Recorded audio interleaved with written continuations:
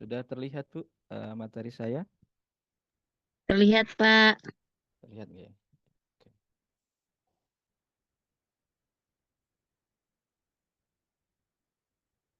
Berubah nggak, Bu? Pak. Berubah nggak ya? Oke. Berubah, Pak. Selamat sore. Assalamualaikum warahmatullahi wabarakatuh. Bapak Ibu semuanya. Assalamualaikum Selamat warahmatullahi jumpa wabarakatuh. dengan saya, Soekarno. Oke.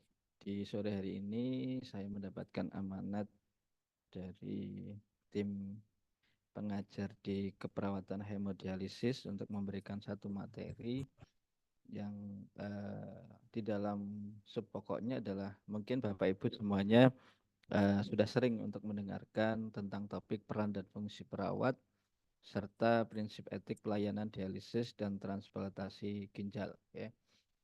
Nah, ini hanya ke arah kode etik saja isi dari materi pembelajarannya dan saya yakin Bapak Ibu sudah pernah menjalankan hal itu.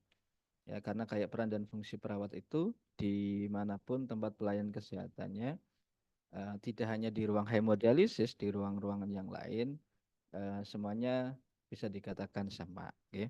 Karena di ruang rawat inap yang lain ataukah di ruang-ruangan yang lain, perawat juga akan melakukan sebuah asuhan keperawatan. Jadi tidak hanya berlaku di ruang hemodialisis. Jadi seperti itu.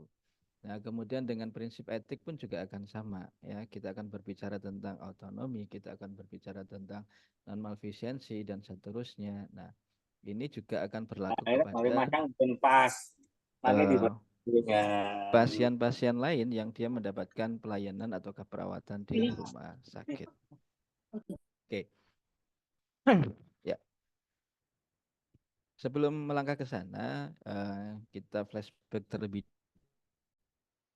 dahulu karena ini adalah tentang keperawatan hemodialisis ya, kita flashback pada konteks di hemodialisisnya bahwa hemodialisis merupakan salah satu terapi pengganti ginjal pada pasien gagal ginjal pada stadium akhir ya.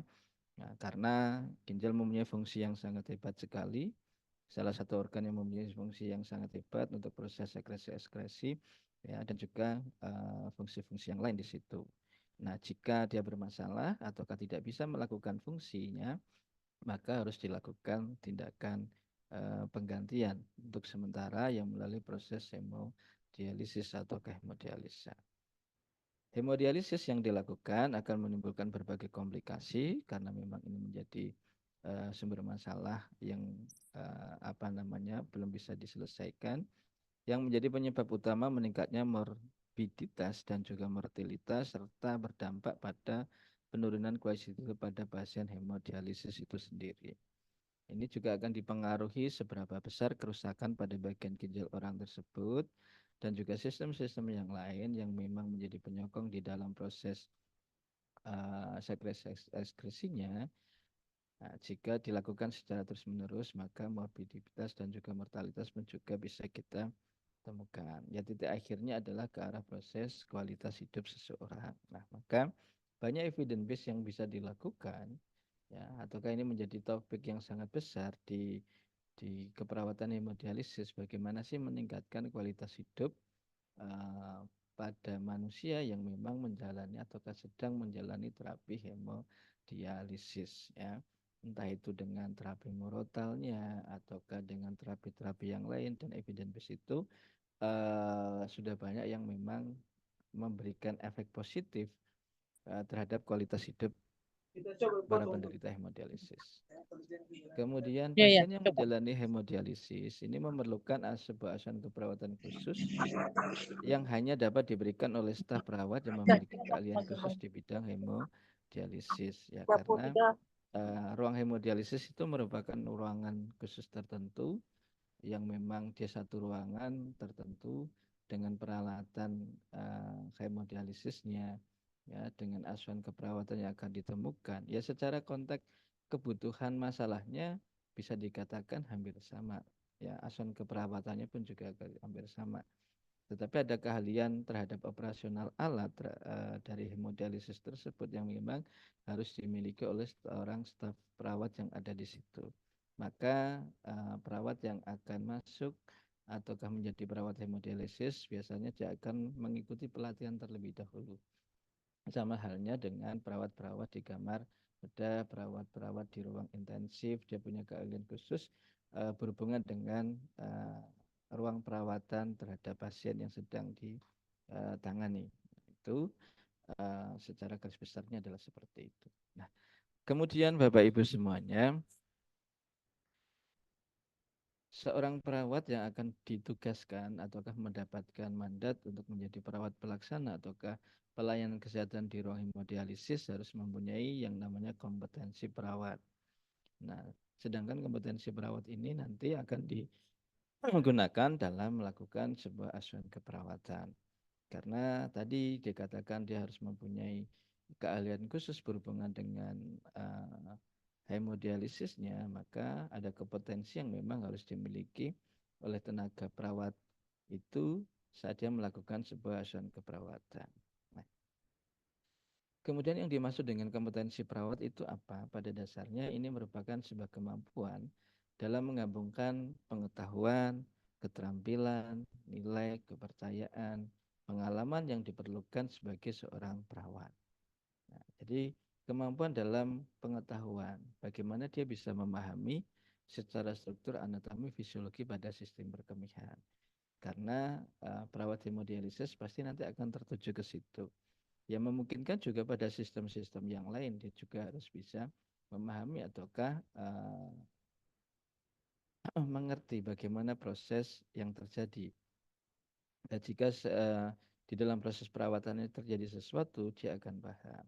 Ya, karena pasti ada sebuah permasalahan ataukah masalah keperawatan yang bisa dimunculkan ataukah yang bisa ditemukan selama proses asuhan keperawatan yang sedang dialami.